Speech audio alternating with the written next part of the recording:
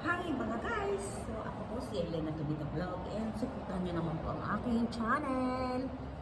Yurish Cool!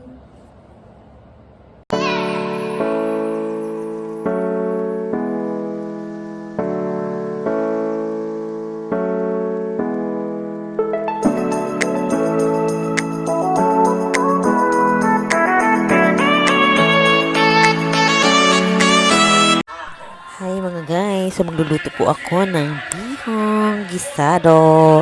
So ayan na po mga ingredients ko.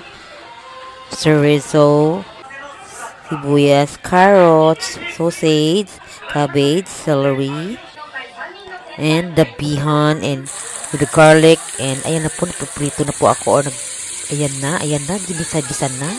Ang sarap. Oh my God. Ayan na, pakulo na, ayan. Ayan, gisa-gisa lang. And then, the shrimp, and halo-halo na yan. Nilagay ko na lahat ang bell pepper, sibuyas, and everything. And my oyster sauce. Ang sarap. O, mali pa ang pagbukas. Ayan na. So, oyster sauce, nilagyan ko halo-halo. And Ajinomoto, of course. Then, the soy sauce is nandyan na. And, ayan na, nilagay ko na lang ng carrots and the celery. And, yan na po ang bihon. Grabe po ang volume yan. And the cabbage. And then, that's the finished product. Oh my God, ang sarap-sarap. So, magmumukbang kami dyan. What's this? Oh, yummy. Thanks for watching. Oh my God. Ayan na. Lala mo na si Madam. Ayan, ang ingay-ingay ko dyan. Tapos, ayan yung asawa ko katabi ko dyan, kumakain kami. Hindi ko na lang kinukunin ko masyadong aking face kasi wala po kasi akong ayan, yung walang ipin na asawa ko. Ay, nakakatawa, pero enjoy ang kain. Mukbang pa more, mukbang, mga syagab. So, yan lang po ang aking share na video today. That's my vlog. Ay gisado na bihon. Kasi, alam mo yun, nakikrave talaga ako niyan dahil, alam mo na dito sa Japan, minsan lang tayo makakain ng Philippine food. So, nagluto po ako. Medyo, okay naman siya.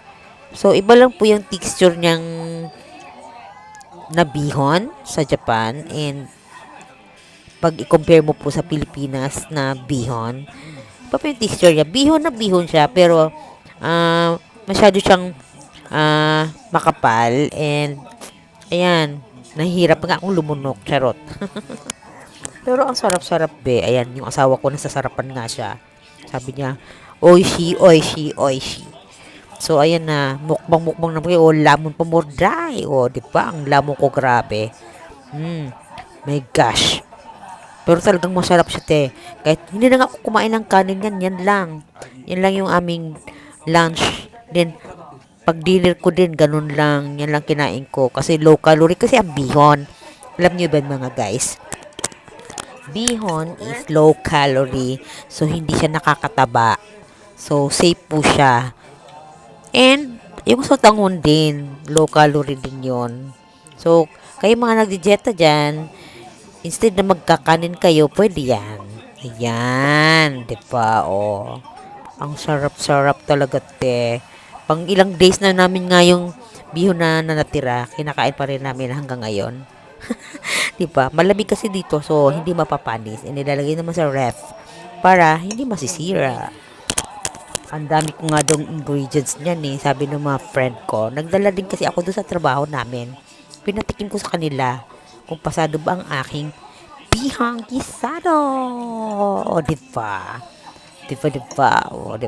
Naubos ko yan, te. Pero dyan sa video na to, hindi ko na pinakita ang inubos ko kasi grabe naman ang matakaw kong bunganga.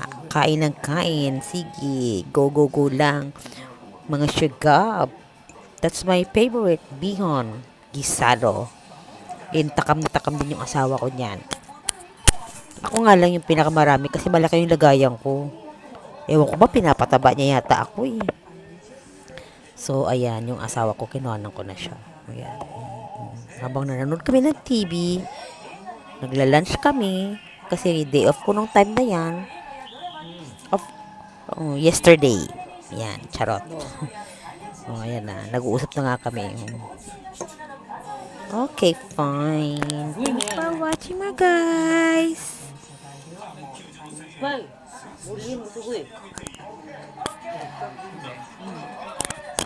Ayan, guys. Ayan, guys.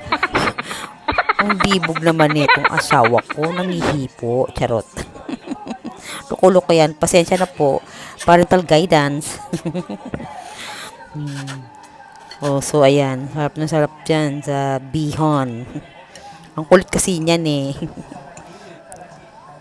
Oh, 'di ba? Sarap na sarap talaga ako niyan. Wala nang diet. Thanks for watching, mga guys. Subscribe.